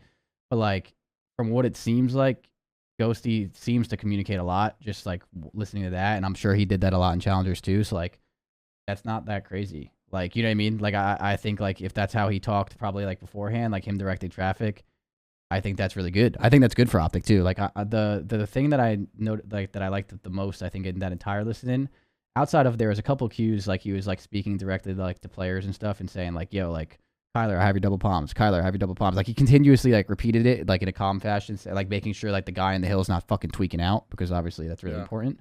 Was when they killed 3 dead, when they got the 3 dead by the P2, and not a single one of them said anything about Bance being missing. And then he was like, yo, we are missing one. It's Bance. He is going to be behind us. Like, things like that are really important. Like, really important in Call of Duty. Like, really important. Control, especially, and hardpoint. Like, those moments can, like, make or break your game. You know what I mean? If you don't realize you're missing one, and then, like, you're in your base and you get caught lacking because you think they're all spawning out type thing, like, that is really important stuff. So I don't think it's that crazy that it comes in like leads the charge. I think that's like an overrated way to look at things, just in the sense of like if was a good communicator in challengers, he's a good communicator in pros. He's not just gonna join this roster and be like, oh my god, someone else is gonna talk over me. That's bullshit. But like, yeah, no, that was impressive in the sense of just the way he was communicating. Like, I like the fact that he was very direct with his teammates of what he had. He made it very clear. As an AR, you have to make it very clear. And then in that 3 dead moment, yeah, no one noticed that they were missing Bance but him. And then he said it, and he also said who it was, and he said how that guy likes to play, and Bance does like to play like that. So he was like spot on. The guy came from their spawn. So, yeah, I think that was impressive. I think that was really good. And I think that's what this OpTic team doesn't like necessarily, like I would say need, but like it can only help, because having players like Shotzi and Hook on your team specifically, like those two guys run around a lot. They're obviously very hectic players in the way they play, and they're very good at it. It's going to be helpful to have someone calming and communicating like what needs to be done here and there, and like to get them to do it. So from what I've seen, I think that was amazing. I don't know. I think that was really good at him. That was impressive stuff. He's been playing for a long time, so I don't want to use the words like, you know, like for a new player, like he's been playing for a very long time. So like, yeah, I think that was impressive stuff. So I liked it. Yeah, so W comms right there. OpTic, good W, because they had an absolute stinker against Toronto, so they followed it up with a good series. They have to play, obviously, we talked about they play you guys. They had to play New York as well. So OpTic has probably the most interesting weekend next week. They had a really hard schedule this major. They've done a good job so far. They're good value to make winners bracket, but we'll see what they do next weekend with the new squad. Moving on, we're going to do rapid fire these next 2 teams. So Seattle also went 1-1 this week. They lost 1-3 to Thieves, and they beat Florida 3-1. We'll get to Florida in a second on the back end of this, but I don't know how much of Seattle you watch this weekend, but they look like they're on the up part of the roller coaster as we've seen for them. S&E looks a little bit improved, at least on Hotel, and they're continuing to be a good respawn team. Do you think they're going to be a force if they make it to winners at this event? I think if Seattle makes it to winners, no matter what, I think they're going to be a force, no matter how they look. In my opinion, with them, because they're always going to be a decent respawn team. Even when they're not playing very well, I think they'll always be pretty good, especially on LAN at respawn.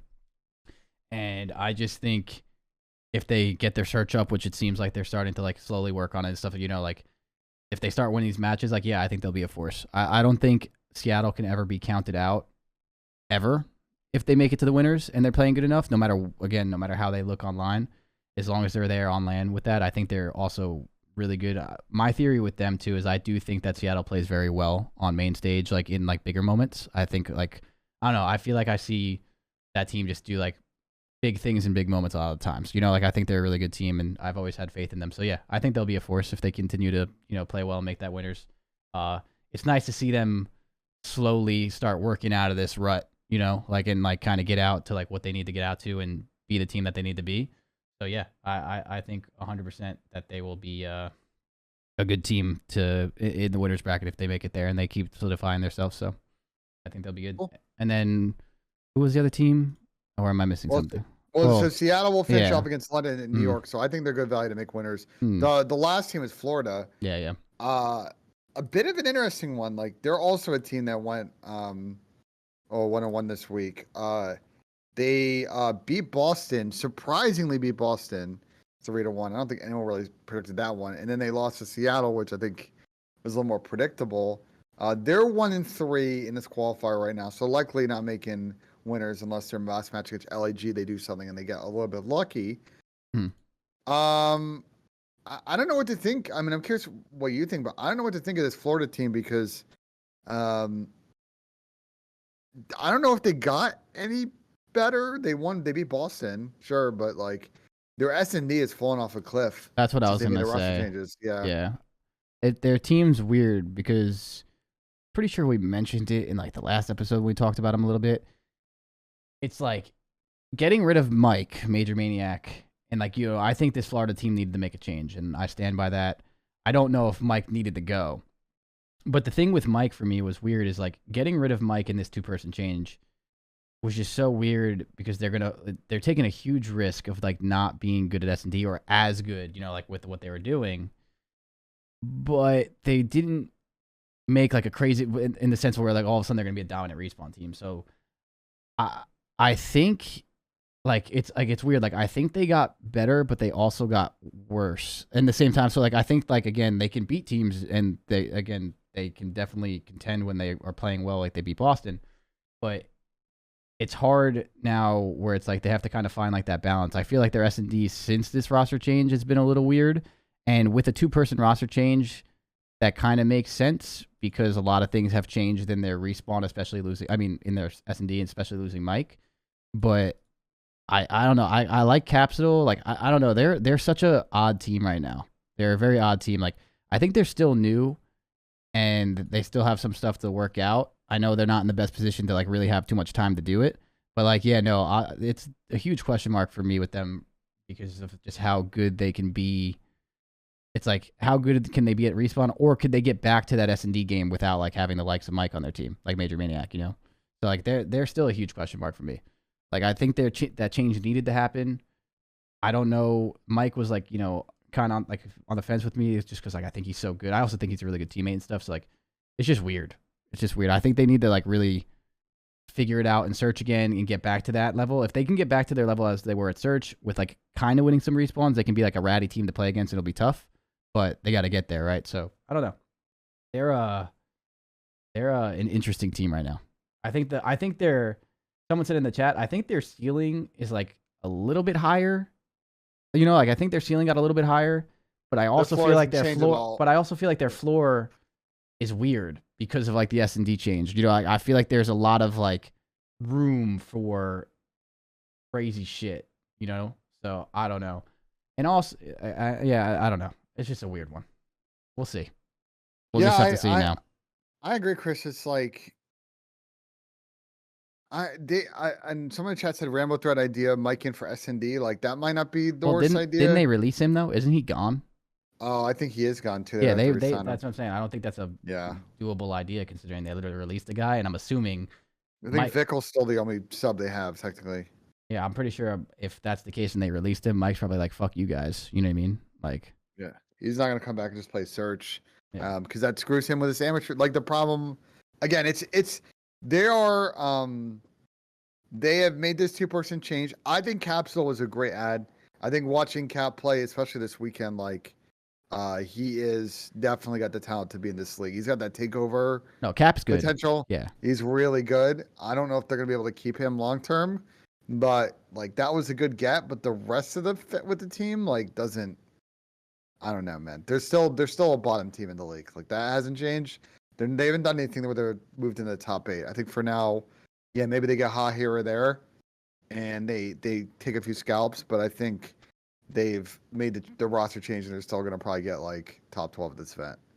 You know, the problem is just, again, they can win matches when they're playing good. I think any team in this league can. You know, I said that earlier in this podcast. I think this league is super competitive to the point where even when you're talking about a team that's struggling, they can always beat any team on any given day, depending on obviously how they're playing and a bunch of other stuff. So the league is very competitive. But a big thing with this league and the competitiveness of it is making sure your floor is higher. And I just feel like right now with this team specifically, until things change potentially, their floor, it's just like their floor is just still kind of low, and their ceiling might have got a little higher, but like the room for the middle area is just so odd to me with this team. So it's like a very odd team right now looking at it. And again, that's why it's also crazy that they released Mike with this change, because again, this could have been something too, and I know I keep saying like Major, I don't think Major is bad at respawn at all, and I think he's really good at search, and I've worked with him personally where I know he's a really good teammate and he has a really good attitude. So it's like, I feel like releasing him was kind of crazy too. I know probably budgeting and stuff, but yeah, like this, like I think Cap was a really big pickup, and I think that could help, and I think that could have started something for them to like, you know, kind of figure out the roster, but I'm not too sure. So who knows? It's just a very odd team, to be honest. But yeah, I think that's all the teams, right? And then what can we? Is that everyone? And then we oh, no, there were yeah, a couple no, we yeah. talk about like Thieves, but I mean, if people have questions on them, I don't think they had interesting weekends. I don't think there's much to talk about. New York played one series, like, you know, whatever. They played well. They won. Yeah. Yeah. No, New York lost this weekend. No, I was talking about Thieves. Oh yeah, Right? Thieves Yeah. played good. I was saying New York lost. It's like whatever, bro.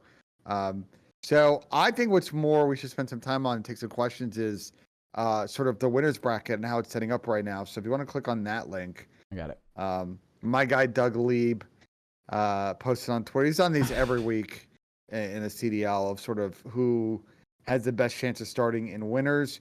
We have a bunch of 2-1 and 3-1 teams, and the way things are setting up right now, pretty much everybody with 2 wins is probably looking pretty good. So 100% you guys are in, 100% Toronto is in, and 100% Boston is in. So that's 3 top seeds.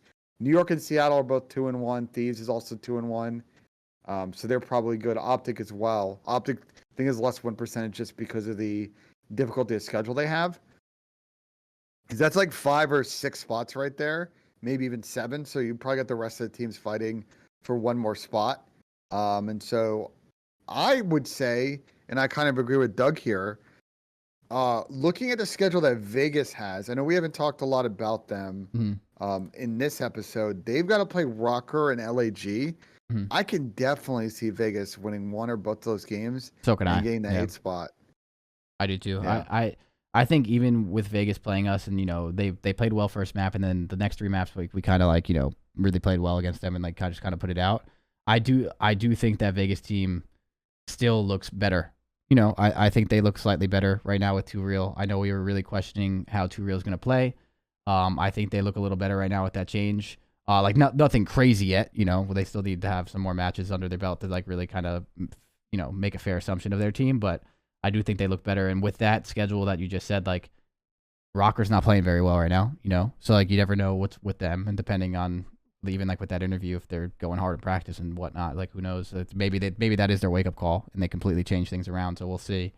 But I do think Vegas can very easily win both of those, if not one. Yeah, like I think that especially because like LG is kind of struggling too, and like they're kind of going through it. So I think Vegas is in a good spot to make winners. Yeah, like I think they're doing pretty well. So I feel good about Vegas. I know London's being given a bit of a chance here via Doug's model. I don't know if I feel the same way with London.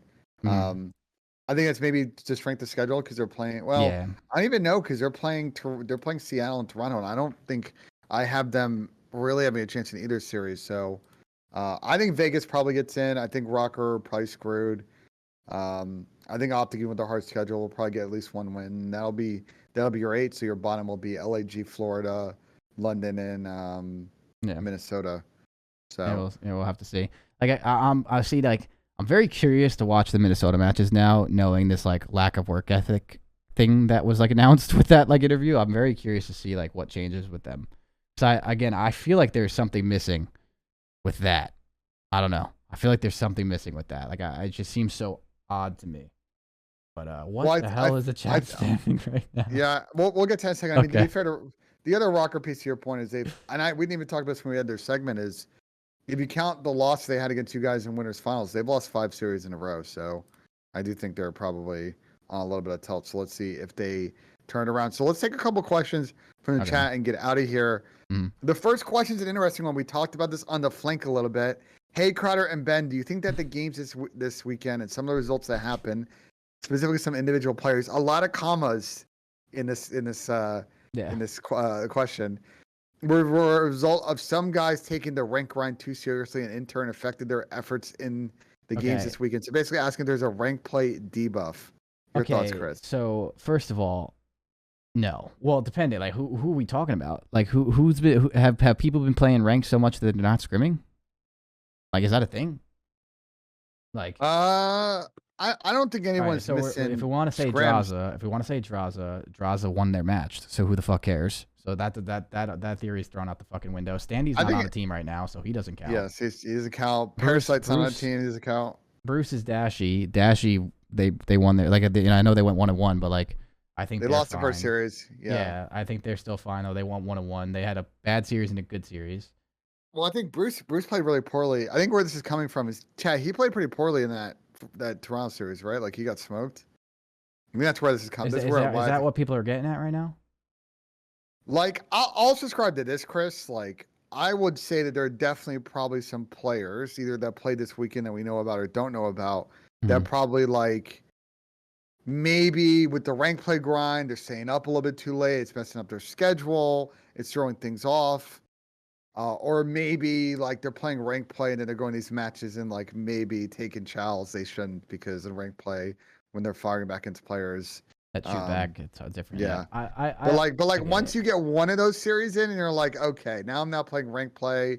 I got to actually fall back on the stuff I work in practice. The debuff maybe is for a couple maps or one series. I think everybody will learn their lesson. Maybe. I don't know. Maybe. I mean, the biggest thing about the rank play stuff is like, yeah, like, you know, some people might be like grinding the shit out of rank play or whatever. And like, yeah, technically, I guess that leads to less sleep if they're waking up for scrims or whatnot. Waking up for scrims. Like, if it's sacrificing scrim time, that could be an issue. And it's also fixed by it happens once and never again. You know what I mean? Yeah. But like, if it's not sacrificing scrim time for the most part, like, again, I guess if we're talking about Dashy, I don't know his personal life very well, but like, hasn't he always like slept late? You know what I'm saying? And like, just because like you now can see what he's doing on his off time, which is playing Call of Duty, like beforehand, you didn't know what he was doing on his off time. Like, for all you know, realistically, it's like someone's off time could have just been doing fuck all, just doing nothing, right? And like nothing productive at all and still not doing the same thing. But now he's playing Call, you know what I mean? Like, it's just like the most ridiculous thing to go down. Like, I don't know. I guess maybe like, maybe it affected like a day or two, but usually all that takes is like, yo, like you like the team or that's a coaching staff thing or anything, or the team is like, yo, like wake up for scrims on time. And when you scrim, give me 100% effort. You know what I mean? Like, and if that's the case, like, I don't know. I would hope not. Like, because like our guys, like, you know, like MC and Tyler specifically right now have like really high ranks and stuff. And like, I think, I want to say Austin's pretty close up there too. I don't know where Chris is at, like Simp, but regardless, like, I don't know. Like, I think that's like a little bit ridiculous. And also like the rank play thing, like creating bad habits. I mean, man, like, I guess it's just all the way you practice. But like, it only creates bad habits if like you're really like trying to let it create bad habits. I don't know. You know what I mean? Like, I feel like a lot of like bad habits and scrims and stuff is like chowing together and going the right way and stuff and all that. Like, man, like it takes a lot to create bad habits like that. Like, I'm not too sure. Like, it really depends. I guess that's all specific to the person. Like, for example, with Tyler and MC, I can really only talk about my player specifically in this scenario because I have, like, actual, like, I could see it. They have not created any bad habits at all, and they play a shit ton of ranked. You know what I mean?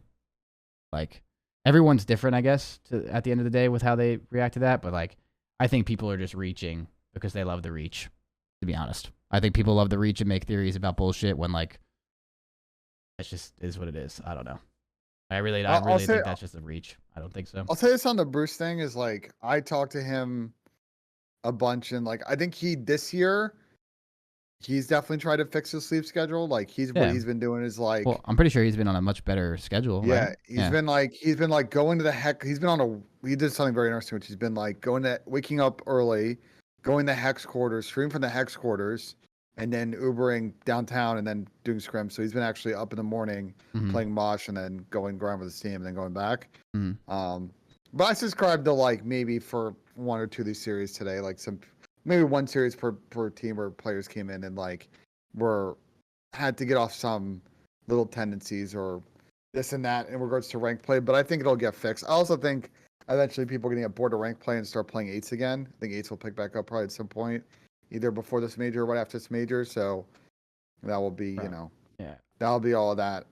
Any other questions? Wait, the last thing we play before match day is 8 hours of ranked. I don't know. I'm just gonna say it. You have to be pretty fucking dumb to let rank play affect your gameplay. Like, bro, like, man, like maybe a little bit. I'm talking the slightest bit. But even that is still a far reach, bro. Like, pro players are pretty fucking, like, bro, pro players like literally go like, it's just shooting your gun, bro. It's just shooting your gun with the same spawn system.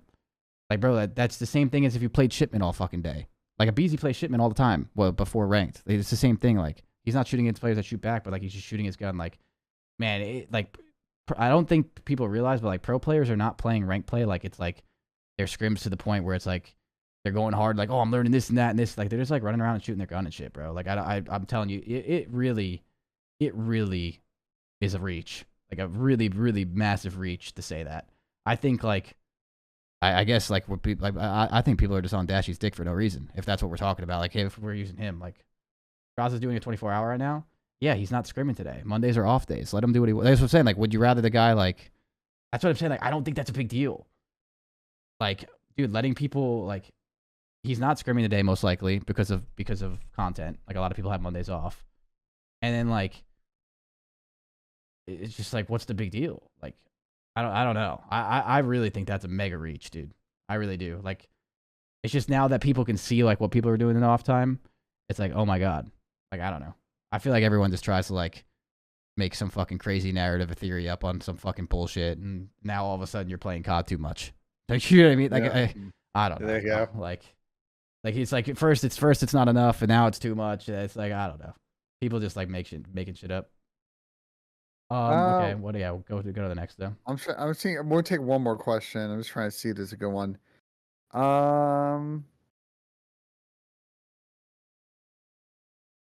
Someone's asking, I mean, we'll end with this one. Is what are your guys' take on the ultra onliners debate? Chris, you probably agree with me, bro. This whole like our people onliners thing is the dumbest thing, because you guys, you don't understand how many times Chris and I have had this we must have had this conversation 10 times plus. Of like, I just hate when people just say so and so is an onliner as if people just play completely differently when they get to LAN. Like, completely and utterly just differently. I understand that the game right now, though, between online and LAN is a little bit different with this. This year is definitely a little different. This year is definitely a little different, for sure. Sonicalization and all that other stuff. But, like, in terms of form, online and form on LAN, do you really think is that much of a difference? I'll say one thing. This year is a little different. And I'm normally on the side of like, if you use online as an excuse, like, shut the fuck up. I hate that. Even like even throughout my entire coaching career, even when I was a player, even to my own self, when I ever caught myself acting like that, I would end up being like, wow, I'm being a huge bitch. You know what I mean? But like, regardless of that, like, this year is a little weird with like the sound equalization and like how apparent footsteps are using a headset compared to like the earbuds with a fucking loud ass crowd and stage. It's definitely a little different.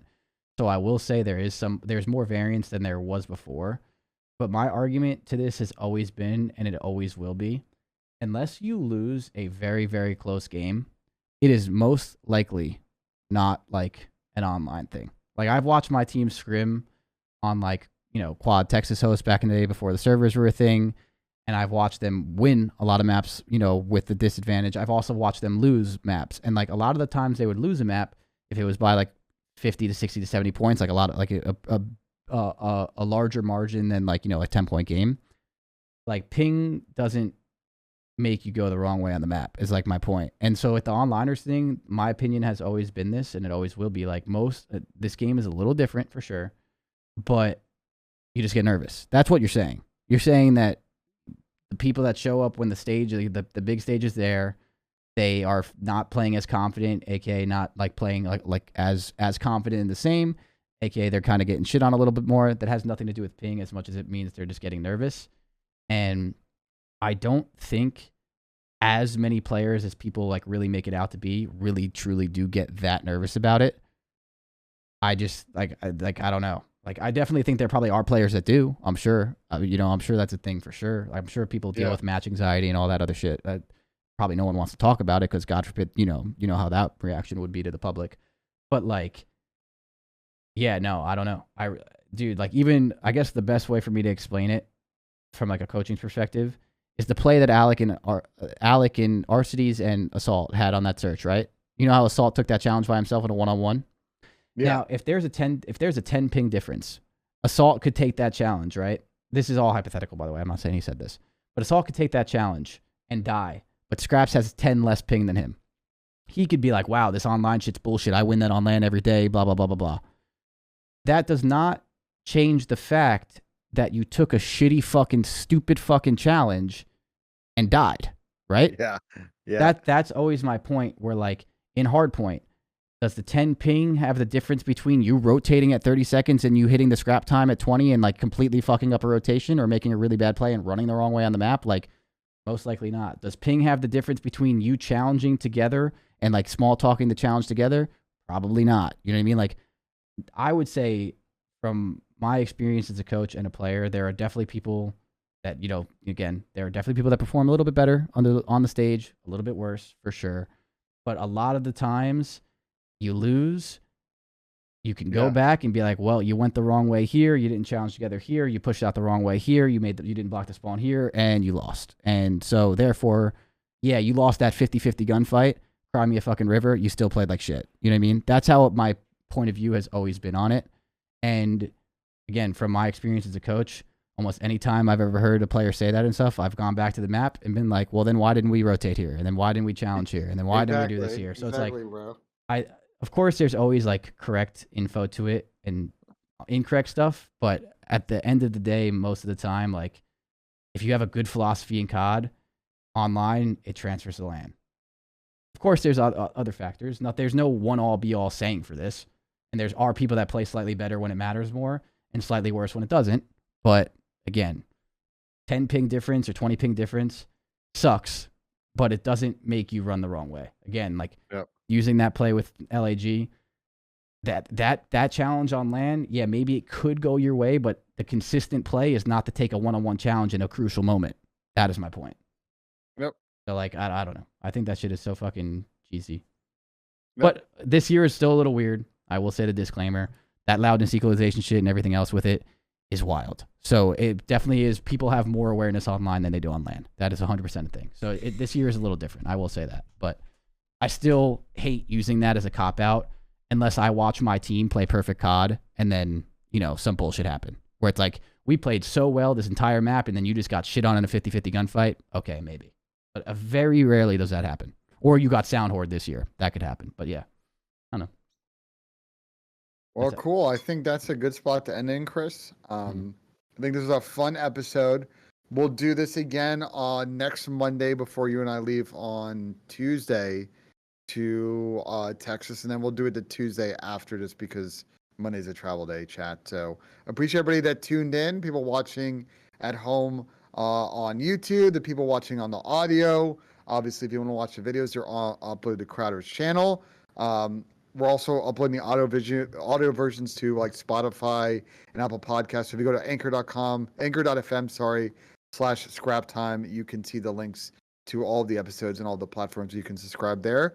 Chris, as always, is a pleasure to speak with you, and we'll see you on the next episode. Thank you, Ben. Appreciate you guys watching, chat.